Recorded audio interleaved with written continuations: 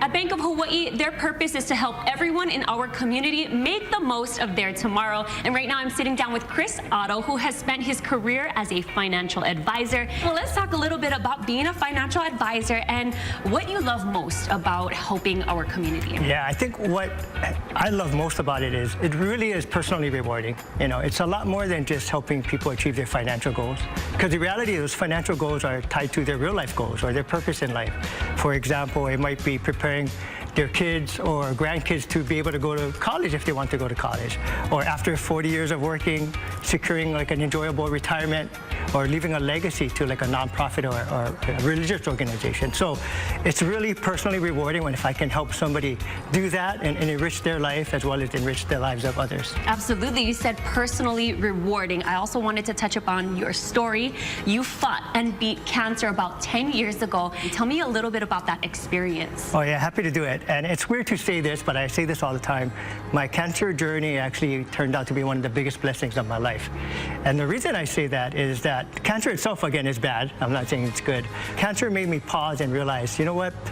Take a step back and appreciate the time that we have. And going forward, if you do have more time, make sure you spend that time doing the things you love with the people you love. And I think that was so valuable. Yes, and just take me back to that time. You had just had your first daughter. I mean, talk about a scary situation. How did you feel at that moment, and what were you thinking? Were you ready? I was not ready, and this is why it gives me valuable perspective as well, working with customers. Because prior to that, I was a financial advisor, but I was in my 30s, and I never did think I would get cancer, honestly, right?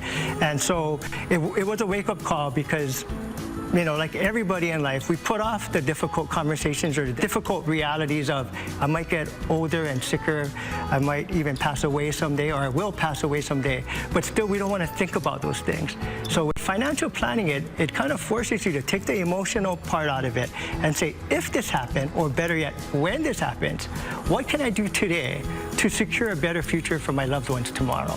And so that was important for me, again, personally, but also how I help clients now with financial planning. When I was going through cancer, someone told me an ounce of prevention is worth a pound of cure. And that's more like physical and medically related. But the reality is that also applies to financial planning. So my advice for anyone that's thinking about financial planning or hasn't done anything yet, it's never too late, and it's also never too early to start. Put time on your side. Don't put all your eggs in one basket. Take advantage of things like compound interest. So save, pay yourself first. So I'm a big advocate of participating in the 401k, for example, right?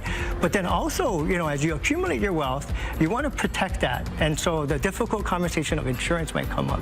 So you want to start thinking about, what if I don't just pass away, but what if I become disabled? Should I be looking at that what if?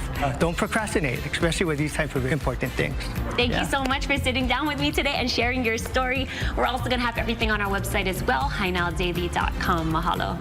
Mahalo. Thank you. Thank you.